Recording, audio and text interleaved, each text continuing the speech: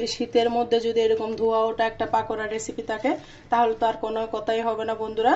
এরকম ধোয়া ওঠা গরম গরম ক্রিস্পি ক্রিস্পি ফুলকপির পাকোড়া কার কার পছন্দ অবশ্যই ছোট্ট একটা কমেন্টসে বলে যাবেন। ধোয়া ওঠা একটা ফুলকপির রেসিপি, ফুলকপির পাকোড়া কতটা ক্রিস্পি, আওয়াজটা শুনে হয়তো বুঝতে পারতেছেন এতটা মজা এতটা টেস্টি কিভাবে বানিয়েছি। সম্পূর্ণ রেসিপিটা দেখতে চাইলে অবশ্যই আমার পুরো ভিডিও জুড়ে থাকতে হবে একটা লাইক দিয়ে। এরকম একটা রেসিপি থাকলে শীতকালে 1 কাপ চায়ের সাথে আর কোনো পদ লাগবে না, এটা দিয়ে কিন্তু আপনার 1 কাপ চা নিমিশে খাওয়া হয়ে যাবে। কেমন হয়েছে অবশ্যই আর দেখতে চাইলে অবশ্যই আমার সাথে থাকুন বন্ধুরা। বিসমিল্লাহির রহমানির রহিম। আসসালামু আলাইকুম বন্ধুরা, কেমন আছেন? আশা করি যে যেখানে আছেন সবাই অনেক ভালো আছেন। আলহামদুলিল্লাহ আমিও আমার পরিবার নিয়ে অনেক অনেক ভালো আছি। আজকে আরেকটা নতুন রেসিপি নিয়ে চলে আসলাম। আশা করি নতুন রাস্তাটি আপনাদের কাছে অনেক ভালো লাগবে। রেসিপিটা হচ্ছে ফুলকপির পাকোড়া বানাবো আজকে।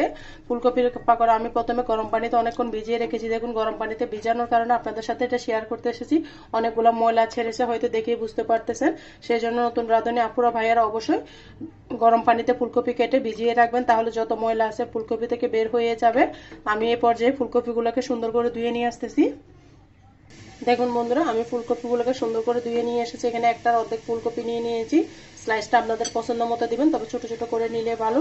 আমি ছোট ছোট করে নিয়েছি। এই পর্যায়ে আমি চুলার মধ্যে চলে যাচ্ছি। এই পর্যায়ে এখানে আমি অপর চুলার মধ্যে গরম পানিটা করে রেখেছি। গরম পানির মধ্যে ফুলকপিগুলোকে একটু ভাপিয়ে নিতে হবে, সেই জন্য দিয়ে দিলাম লবণ। পানিটা ফুটে উঠেছে বন্ধুরা। ফুটন্ত পানির মধ্যে আমি ফুলকপিগুলো এক এক করে আমি ছেড়ে দিচ্ছি।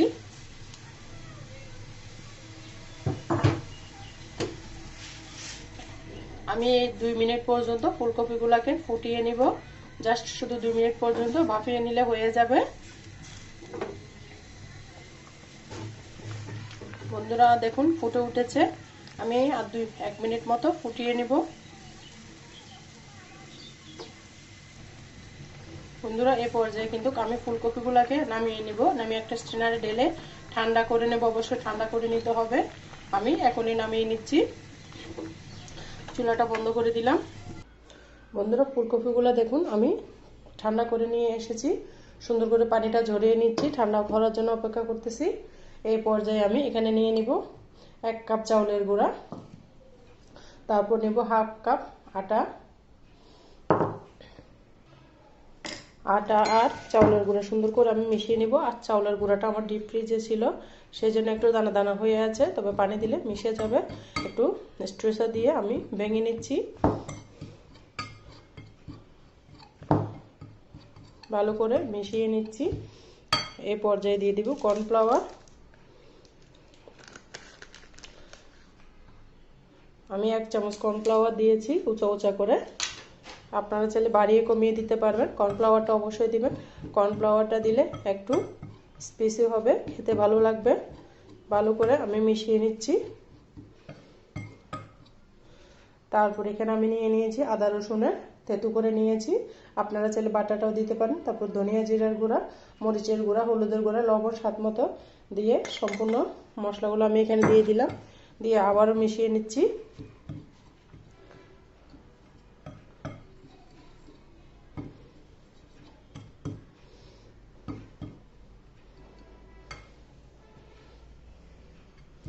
এই পর্যায়ে আমি অল্প অল্প পানি দিয়ে মিশিয়ে নিব। আমার এখানে আর কোনো পানির দরকার হবে না। আমার ব্যাটারটা একদম পারফেক্টভাবে রেডি হয়ে গিয়েছে। পানিটা বুঝে শুনে দিবেন, না হলে কিন্তু বেশি পানি ঢেলে দিলে ঠান্ডা হয়ে পাতলা হয়ে যাবে। আমার ব্যাটারটা আমার চাউলের গুঁড়িটা ডিপে ছিল, যার কারণে বেশি পানির দরকার হবে না। অল্প পানি দিলে ব্যাটারটা সুন্দরভাবে রেডি হয়ে যাবে। খুব সহজ। আমি সুন্দর করে মিশিয়ে নিচ্ছি।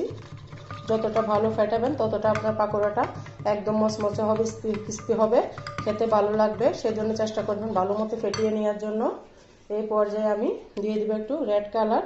সম্পূর্ণ কালারের জন্য দিচ্ছি, আপনারা চাইলে এটা স্কিপ করতে পারেন। আমি দিচ্ছি যেন সুন্দর দেখায়, সেই জন্য। যে জিনিস দেখতে ভালো লাগবে সেটা খেতেও কিন্তু ভালো লাগবে, সেজন্য আমি একটু ফুড কালারটা ব্যবহার করেছি। আপনারা চাইলে সেটা স্কিপ করতে পারেন। সামান্য দিয়েছি, বেশি দিই নাই। আর এই শীতের মধ্যে যদি ফুলকপির পাকোড়া বানিয়ে না খান তাহলে কিন্তু অনেক কিছু মিস করবেন বন্ধুরা। এখন কিন্তু সস্তা, তার জন্য বাচ্চারা তো ফুলকপি খেতে চায় না, সবজি খেতে চায় না। বাচ্চাদের জন্য এরকম একটা ফুলকপির পাকোড়া থাকলে কিন্তু বন্ধুরা আর কিছু লাগবে না। আমার লবণ সব কিছু একদম পারফেক্ট হয়েছে, আমার ব্যাটারটা একদম রেডি হয়ে গিয়েছে। সাইডে রেখে দিয়েছি।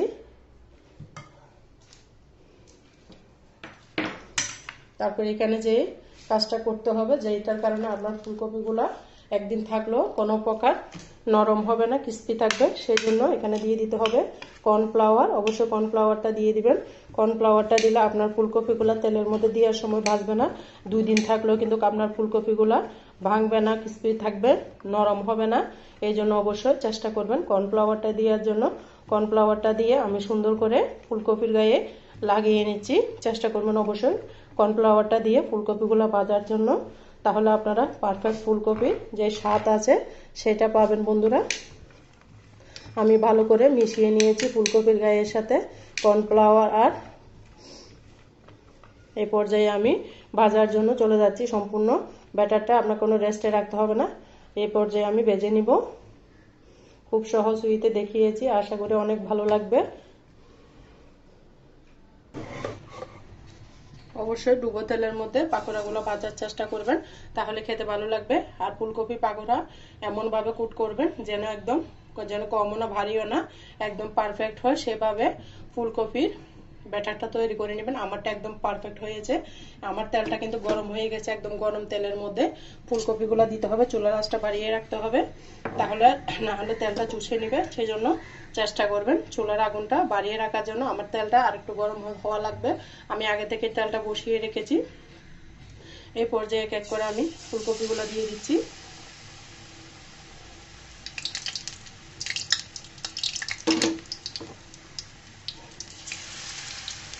এতটা মজা বন্ধুরা, যাকে খাওয়াবেন আপনাকে বারবার রিকোয়েস্ট করবে ফুলকপিগুলো খাওয়ার জন্য বন্ধুরা। আর কে কোথা থেকে আমার রেসিপিটা দেখতেছেন অবশ্যই কমেন্টসে বলে যাবেন।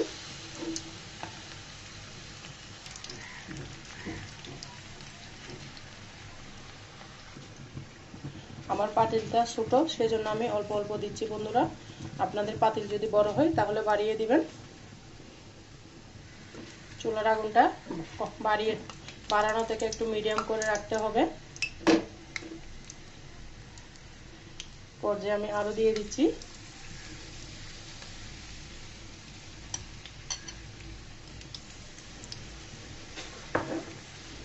এতটা মজা বন্ধুরা, আপনারা একবার হলে এভাবে ট্রাই করবেন, খেতে কিন্তু অসাধারণ লাগবে।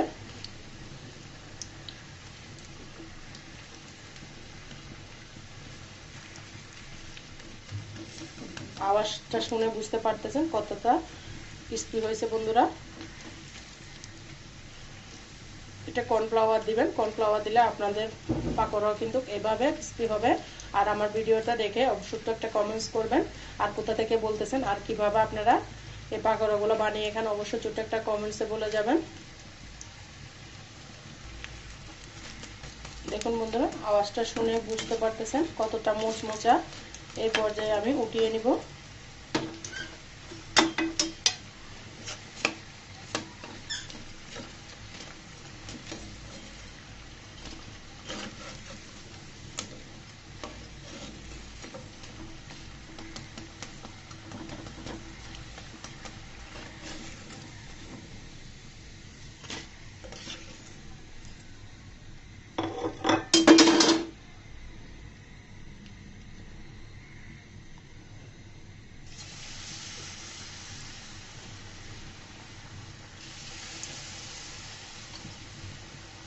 এক এক করে আমি চুলার মধ্যে সবগুলো দিয়ে দিব। আমি এখানে অর্ধেক ফুলকপির পাকোড়া বানিয়ে নিচ্ছি, আপনারা চাইলে আরো বেশি করে বানিয়ে নিতে পারেন।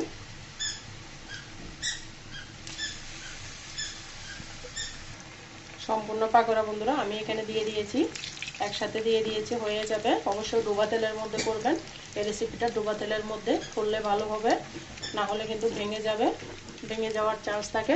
অবশ্য কর্নফ্লাওয়ার দিলে আপনার ফুলকপির পাকোড়া একটা পাকোড়া ভাঙবে না, এভাবে যদি কর্নফ্লাওয়ার দিয়ে ভাজি করেন।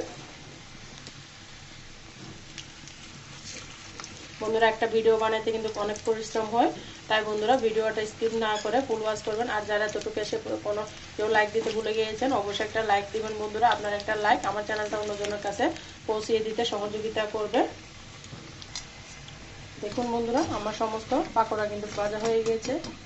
আওয়াজটা শুনে হয়তো বুঝতে পারতেছেন কতটা ক্রিস্পি হয়েছে আর কতটা মচমচে হয়েছে। এই পর্যায়ে আমি উঠিয়ে নিব।